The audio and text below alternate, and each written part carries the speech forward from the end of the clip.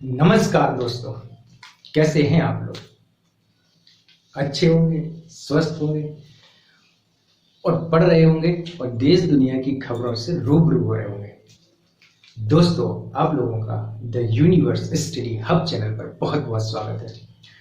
दोस्तों, आप लोगों ने प्रायः एक शब्द तो सुना ही होगा। कौन कौन सा? आज रोज सुनते होंगे आप लोग। राज्य। क्या? राज्य। बड़ा रा, आधा जा और या राज्य। हाँ, उसमें नई बात क्या हो, तो हम रोज ही सुनते हैं। जैसे उत्तर प्रदेश एक राज्य है, जैसे मध्य प्रदेश एक राज्य है ना? जी बिल्कुल, आप बिल्कुल सही कह रहे हैं। लेकिन आज हम राज्य शब्द का उल्लेख जिस अर्थ में करने जा रहे हैं वो थोड़ा सा अलग है मेरे प्यारे दोस्तों। लेकिन हम काय कर वो जा रहे हैं, इको उल्लेख का जरूरी है, इको उल्लेख कर वो जरूरी है मेरे प्यारे दोस्तों। हम जिस देश में रह रहे हैं उस देश की कानून व्यवस्था, उस देश के बारे में जानना हमारा मौलिक कर्तव्य है, हमारा व्यक्तिगत कर्तव्य है और हमारा परम धर्म भी है कि हम इस चीज को जानें कि हमारा देश कैसे नियम कायदे कानूनों से चलता है। तो जो राज्य की बात करें इसे कब हो जाए, राज्य की बात करें इसे जो हो जाए मोरे प्यारे दोस्तों कि जो भारत है ना, जो भारत है वो भारत है, जो वो राज्यों का संघ है। जो भारत है वो राज्यों का संघ है। जब हमारा संविधान बन रहा था तो हमारे संविधान निर्माताओं ने, हमारे बुद्धिजीवियों ने, हमारे विवेकशील बुद्धिजीवियों ने, जिनके पास सोचने समझने की बहुत ही तार्किक क्षमता थी, उन्होंने भारत को राज्यों का संघ कहा है।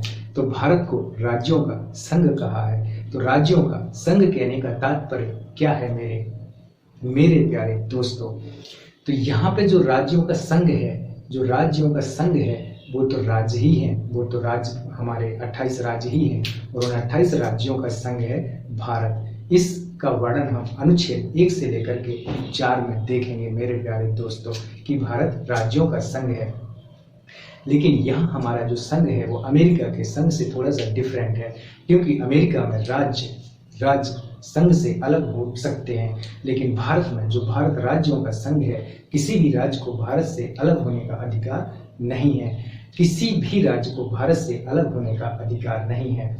भारत राज्यों का संघ है, अर्थात भारत विभाजित राज्यों का अविभाजित संघ है, जबकि अमेरिका विभाजित राज्यों का विभाजित संघ है। विभाजित राज्यों का विभाजित संघ है और भारत विभाजित राज्यों का अविभाजित संघ है। कोई भी राज्य कल को ये नहीं कह सकता है कि मुझे अलग देश चाहिए, मैं एक अलग देश बनूंगा। कोई भी राज्य कल को ये नहीं कह सकता है कि मुझको भारत से अलग होना है, तो उसको डंडा उठा करके ले आएंगे और कहेंगे तुम वो क्या बताओ जरा कैसे अलग होते हो। जैसे एक घर में 4 भाई हैं और वो अलग होने की बात करने लगे और वो कहने लगे कि हमें तो तुमसे अलग होना है, हमें तुमसे बातचीत नहीं करना है, हमें तुमसे क्या मतलब, तुम अपनों करो हम अपनों कर रहे। तो ये ऐसा नहीं है, ऐसा नहीं है। तुम अपनों करो हम अपनों कर रहे तक तो ठीक है, लेकिन तुम्हें इस घर से अलग होने का अधिकार नहीं है। तो हर राज्य अपने अपने संविधान के अनुसार अपने अपने नियम कायदे कानूनों से नीतियां बनाते हैं और कुछ विषय हैं जो सब में अलग अलग डिवाइड है कि राज्य किस पे कानून बनाएगा, केंद्र किस पे कानून बनाएगा, किस पे दोनों कानून बनाएंगे। उसी प्रकार हमारे राज्य हैं, उसी प्रकार हमारे राज्य हैं कि उनको भारत से अलग होने का अधिकार नहीं है। हाँ, हम एक राज्य से 2 राज्य बना सकते हैं और भारत के पास ये शक्ति है आर्टिकल अनुच्छेद 2 के तहत कि भारत बाहरी क्षेत्र को भी भारत अपने देश में शामिल कर सकता है। संसद को ये अधिकार है कि वो विधि के अनुसार संविधान के अनुसार किसी बाहरी क्षेत्र को भी भारतीय राज्य क्षेत्र में मिला सकती है कि नहीं मिला सकती है? बिल्कुल मिला सकती है। हमने दमन और दीव को मिलाया, दादरा एवं नगर हवेली को मिलाया, हमने सिक्किम को मिलाया, हमने पांडिचेरी को मिलाया। ये पहले कभी भारत के अंग नहीं थे, इन पर विदेशियों का अधिकार था, लेकिन वर्तमान में वो आज हमारे केंद्र शासित प्रदेश हैं। दादरा नगर हवेली, दमन एवं दीव, ये सब क्या है? हमारे केंद्र शासित प्रदेश हैं। तो मेरे प्यारे दोस्तों, भारत क्या है? राज्यों का संघ है। अब हम यहाँ पर जो राज्य की डेफिनेशन देखने जा रहे हैं वो राज्य की डेफिनेशन उत्तर प्रदेश मध्य प्रदेश वाली नहीं है, बल्कि राज्य उसे कहते हैं, राज्य स्टेट उसे कहते हैं। जैसे the United state of America राज्य उसे कहते हैं जिसमें 4 बातें होती हैं मेरे प्यारे दोस्तों। राज्य उसे कहते हैं जिसमें 4 बातें होती हैं मेरे प्यारे दोस्तों। ये 4 बातें क्या होती हैं? राज्य हम उसी को कहेंगे जिसमें सबसे पहली बात तो संप्रभुता है, अर्थात उसको निर्णय लेने की शक्ति है, अर्थात वह अपने निर्णय ले सकता है, अर्थात वो किसी का गुलाम नहीं है। इसको हम एक बात कहते हैं। दूसरा, अगर उसमें जनसंख्या है, उसमें एक जनसंख्या भी होती है, जैसे भारत अपने निर्णय ले सकता है। आज वर्तमान में भारत किसी का गुलाम नहीं है, उसके अंदर जनसंख्या रह रही है, वो 131 करोड़ पहुंचने वाली होगी। तो जनसंख्या पहले अपनी निर्णय ले सकता है, संप्रभु है, सर्वोच्च शक्ति है, वो किसी का गुलाम नहीं है। दूसरी बात, उसमें एक जनसंख्या भी रहती होगी मेरे प्यारे दोस्तों, बिल्कुल रहती है। हम और आप कहाँ रहते हैं? भारत में ही तो रहते हैं। तीसरी बात, उसका एक भौगोलिक क्षेत्र होगा। तो भौगोलिक क्षेत्र तो है ना मेरे प्यारे दोस्तों। भारत की भौगोलिक सीमा देख लीजिए आप कितनी है।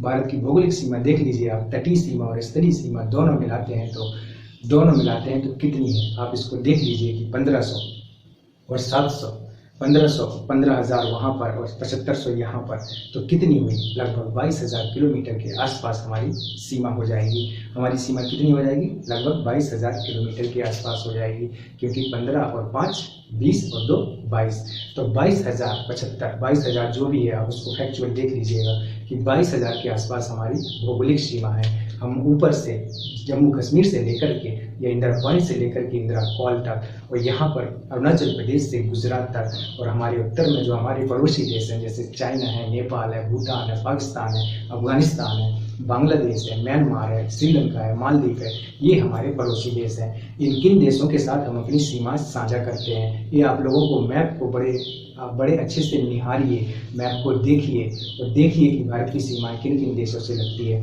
हालांकि उसका एक कोड है जो हम आपको बता रहे हैं, इसको आप याद कर लीजिएगा। बचपन में MBA किया, बा मतलब बचपन, बा मतलब बांग्लादेश, चा मतलब चाइना, पा मतलब पाकिस्तान, ना मतलब नेपाल, क्या किया? MBA किया। म्यांमार, बांग्लादेश, म्यांमार, भूटान, और MBA किया अफगानिस्तान। म्यांमार, भूटान, अफगानिस्तान, ये सब क्रम से सीमा है। मतलब सबसे ज़्यादा सीमा किसकी लगेगी? बचपन में MBA किया, बांग्लादेश की लगेगी, फिर किसकी लगेगी? चाइना की लगेगी, फिर पाकिस्तान की लगेगी, फिर नेपाल की लगेगी, फिर म्यांमार की लगेगी, फिर भूटान की लगेगी और फिर अफगानिस्तान की लगेगी। ये हमारी क्रम से सीमाएं लगती हैं कि हम सबसे ज़्यादा किसके साथ सीमा साझा करते हैं, है ना मेरे प्यारे दोस्तों। तो हमारे मोबाइल की जो वीडियो की मेमोरी है वो फुल हो गई है, तो मुझे लग रहा है कि आगे रिकॉर्ड नहीं हो पाएगा और हम इसको किसी दूसरे टॉपिक में क्लियर करेंगे। राज्य की हालांकि एक सरकार भी होगी, इतना आप याद रखना कि एक संप्रभुता है, एक जनसंख्या है, एक सरकार है और उसकी भौगोलिक सीमा है। इसको हम फिर कभी नेक्स्ट वीडियो में देख लेंगे।